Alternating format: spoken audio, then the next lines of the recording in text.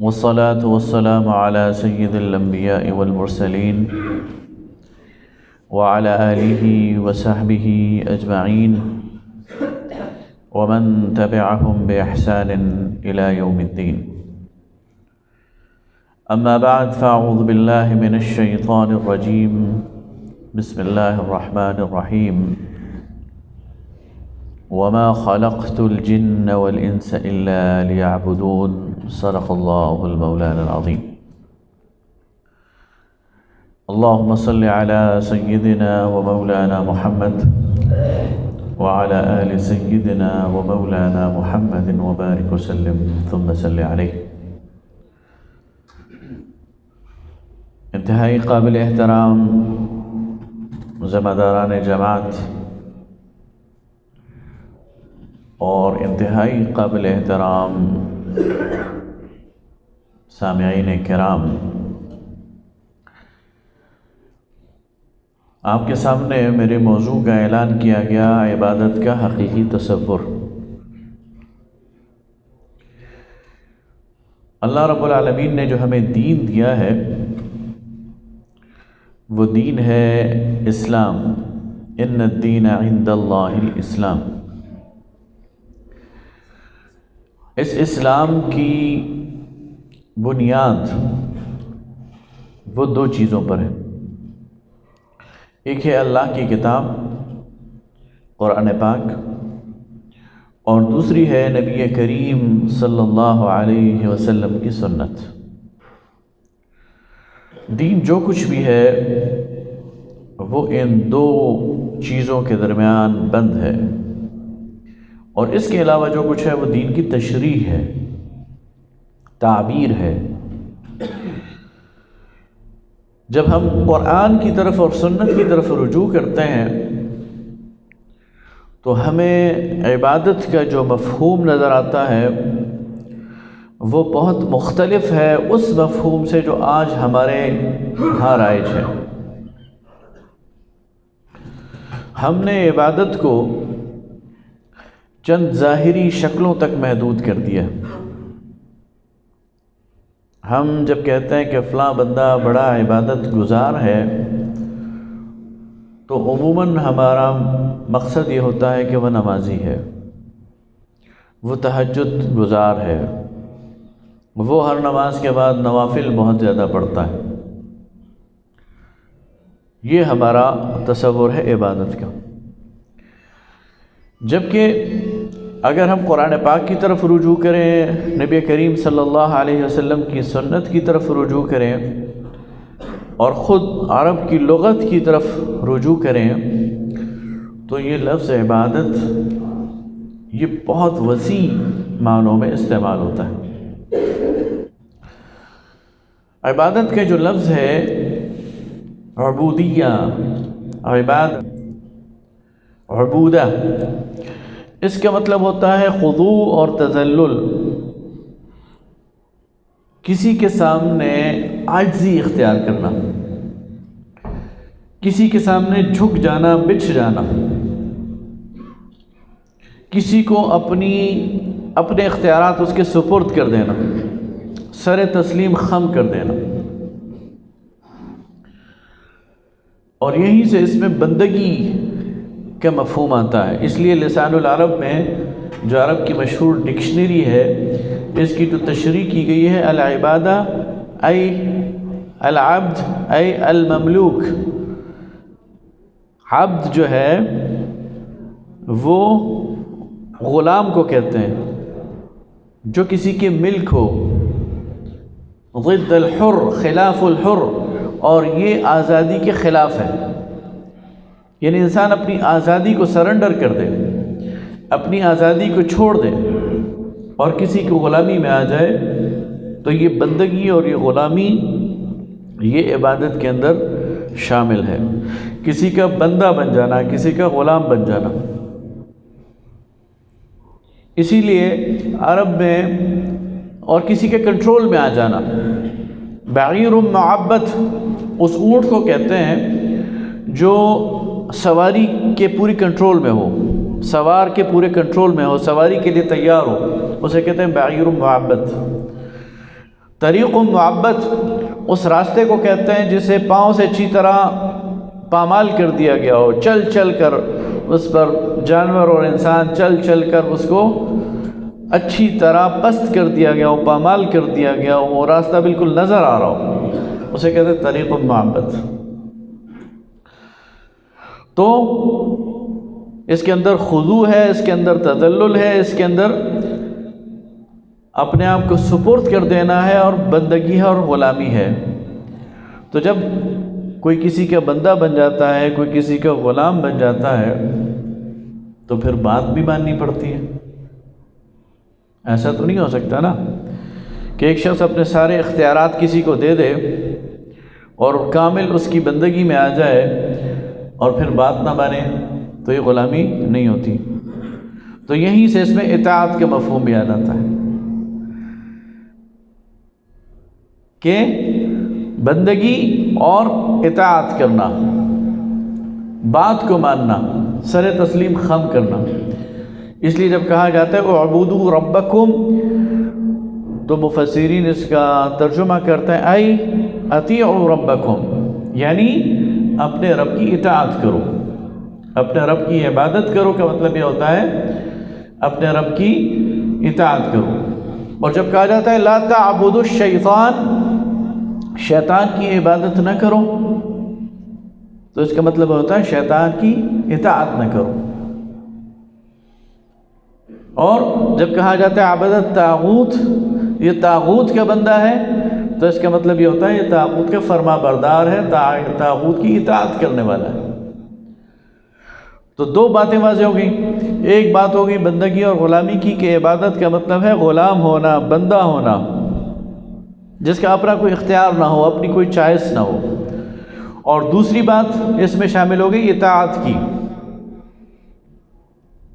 کہ پھر وہ بات بھی مانے، حکم بھی مانے۔ جب یہ دونوں باتیں آتی ہیں تو یہ ظاہری باتیں یاد رکھیے، بندگی بھی ظاہری ہے اور اطاعت بھی ظاہری ہے۔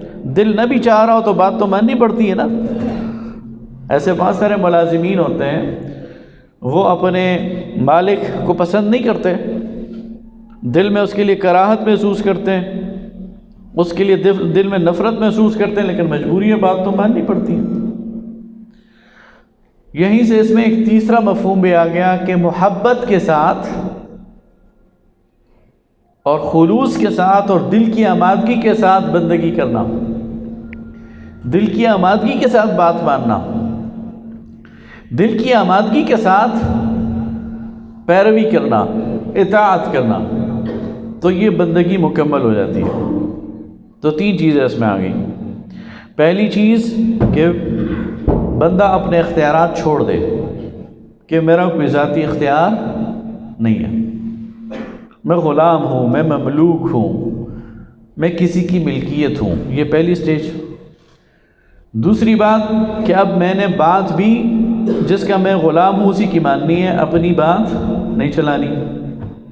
اور تیسری بات کہ یہ سب کچھ محبت کے ساتھ کرنا ہے، یہ سب کچھ دل کی آمادگی کے ساتھ کرنا ہے۔ تو یہ جو تین چیزیں آ جاتی ہیں تو اس کو کہتے ہیں عبادت۔ اب اس عبادت میں کوئی انسان اپنے نفس کو معبود بنا لیتا ہے، خود قرآن نے کہا اَرَأَيْتَ مَنِ اتَّخَذَ إِلَٰهَهُ هَوَاهُ، کیا تم نے اس شخص کو دیکھا جس نے اپنی خواہشات کو اپنا الہ بنا لیا، یعنی وہ اپنی خواہشات کا بندہ بن گیا، وہ اپنی خواہشات کی پوجا کرتا ہے، وہ خواہشات کی پیروی کرتا ہے، وہ خواہشات کو پسند کرتا ہے۔ کسی نے اپنے مال کو اپنا معبود بنا لیا،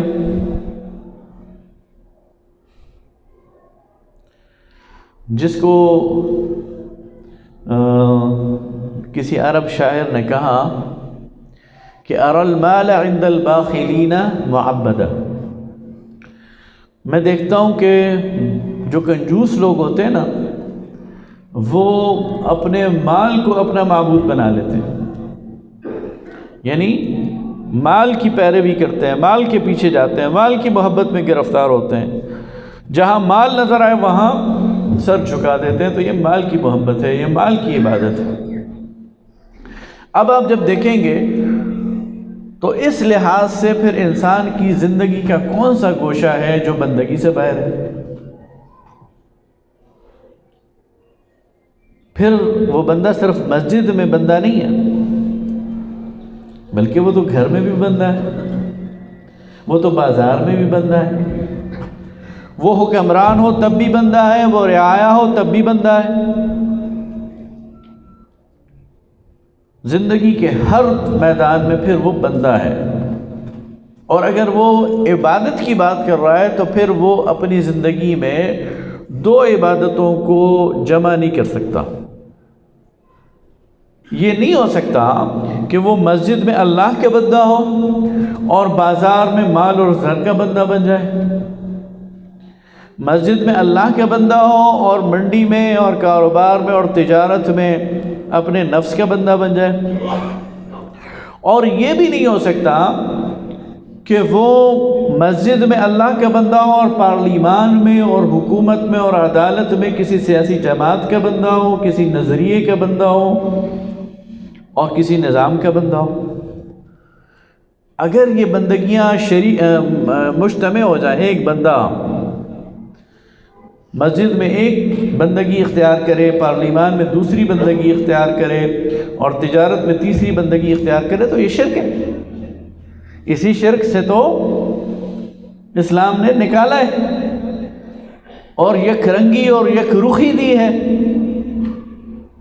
اس لیے جب کوئی کہتا ہے میں اللہ کا بندہ ہوں تو اس کا مطلب یہ ہے، اور جو کہتے ہیں اللہ اکبر اس بندگی کی علامت کے طور پر، کوئی کہتا ہے اللہ اکبر اللہ سب سے بڑا ہے، تو پھر اللہ مسجد میں ہی بڑا نہیں ہے، پھر اللہ منڈی میں، بازار میں، تجارت میں بھی بڑا ہے، پھر اللہ عدالت میں بھی بڑا ہے، پھر اللہ پارلیمان میں بھی بڑا ہے، پھر اللہ نفس کے مقابلے میں بھی بڑا ہے، معاشرے کے مقابلے میں بڑا ہے، نظام کے مقابلے میں بڑا ہے۔ یہ ہے بندگی کا اصل تصور جو مسخ ہو گیا، اور بدقسمتی سے بہت ساری بندگیوں کے اندر انسان نے اپنے آپ کو جکڑ لیا، جسے اقبال نے غالباً کہا تھا نا کہ وہ ایک سجدہ جسے تو گراں سمجھتا ہے، 1000 سجدوں سے دیتا ہے آدمی کو نجات۔ تو جو یہ کہتا ہے کہ میں اللہ کا بندہ ہوں، پھر وہ کسی اور کا بندہ نہیں ہو سکتا۔ اچھا، آپ کہیں گے کہ شاید یہ میں فرضی باتیں کر رہا ہوں، نہیں، ہر دور میں خدائی کے دعوے دار موجود ہیں، رہے ہیں، اور وہ اسی طرح بندگی کا مطالبہ کرتے ہیں۔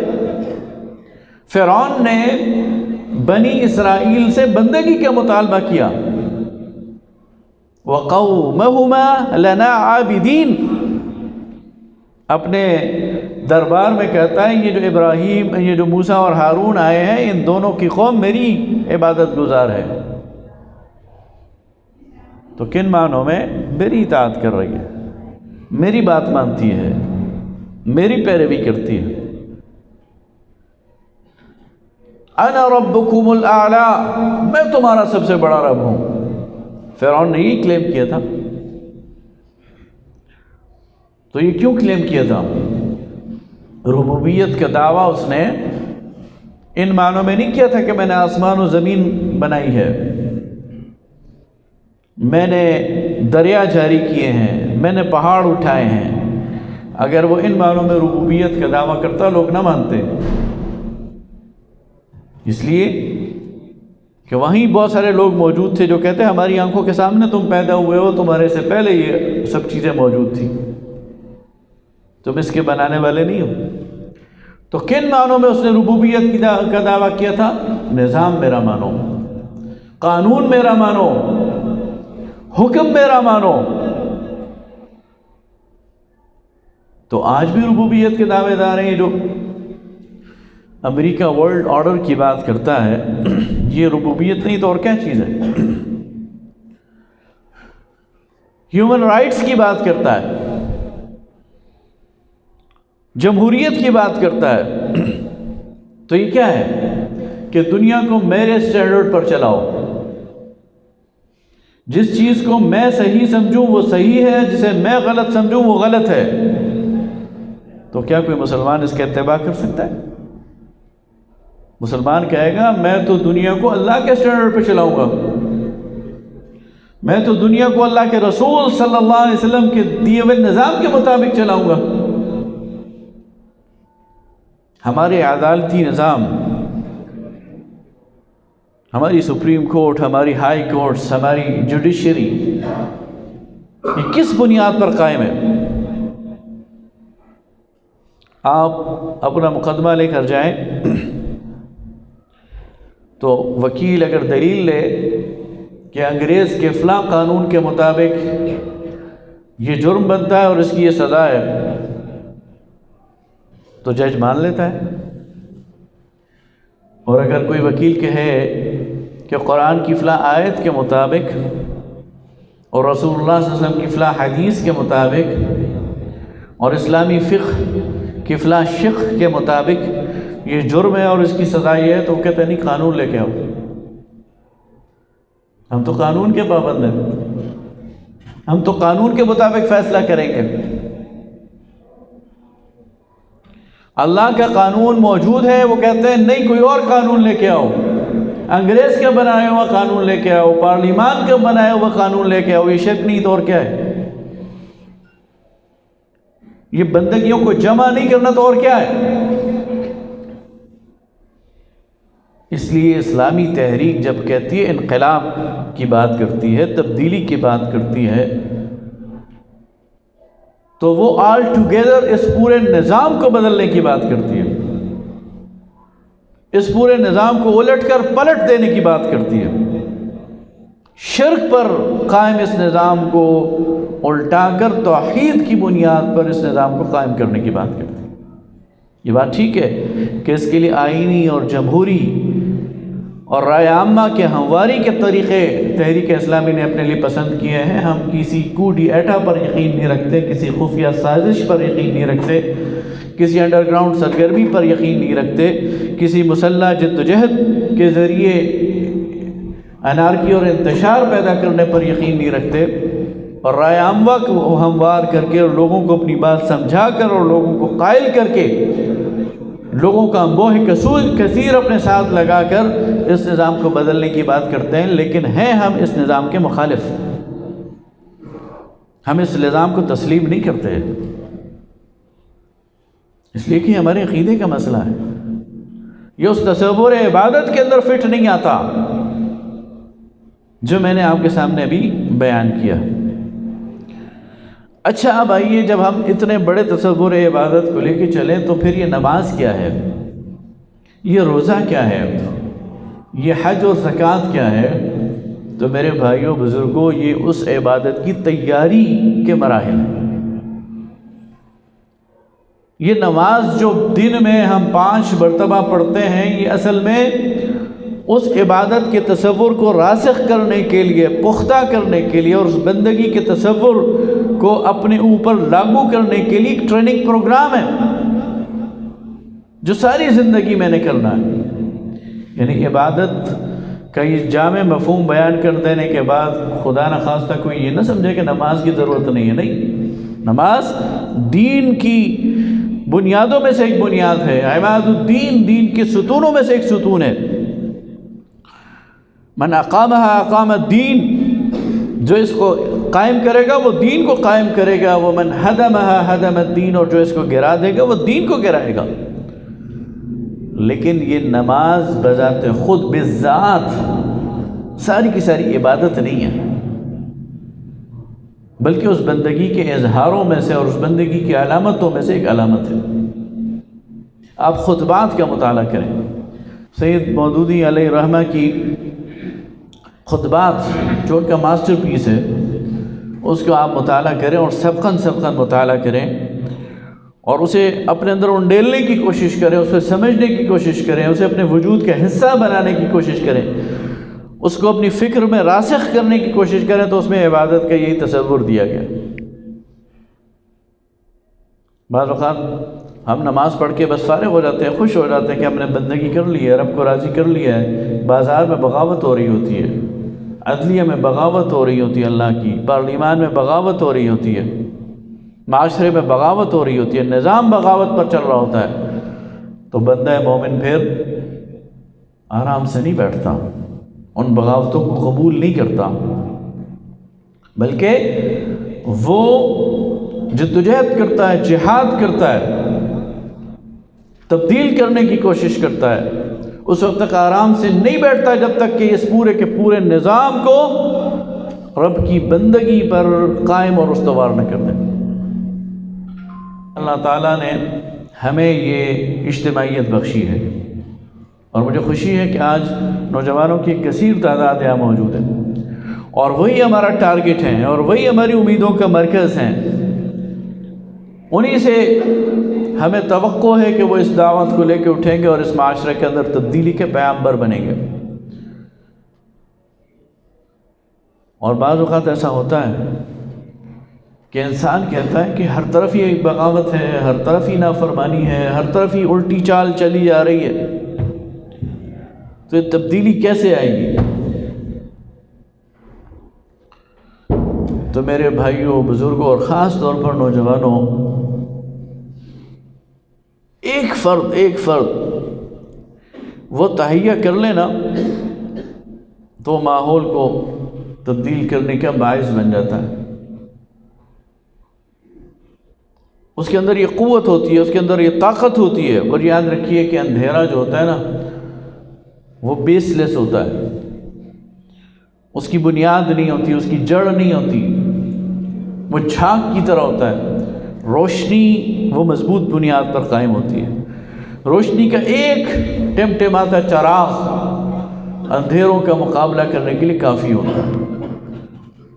تو یہ تو اجتماعیت ہے، یہ تو سینکڑوں، ہزاروں، لاکھوں لوگ ہیں، یہ اگر یکسو ہو کر کسی میدان میں چل پڑیں اور کوئی ٹارگٹ طے کر لیں، ممکن ہی نہیں ہے کہ یہ اپنے ٹارگٹ کو حاصل نہ کر سکیں۔ اس لیے یہ مبارک اجتماعیت ہے، اللہ کے دین کو صحیح طور پر سمجھنے والی اجتماعیت ہے۔ اس کے ساتھ جڑے رہنے میں ہماری اس دنیا کی فلاح ہے، آخرت کی فلاح ہے، اور اس کے نتیجے میں انشاءاللہ اللہ تعالی ہماری ان مساعی کو بھی ہماری آنکھوں کے سامنے برابر بھی کرے گا۔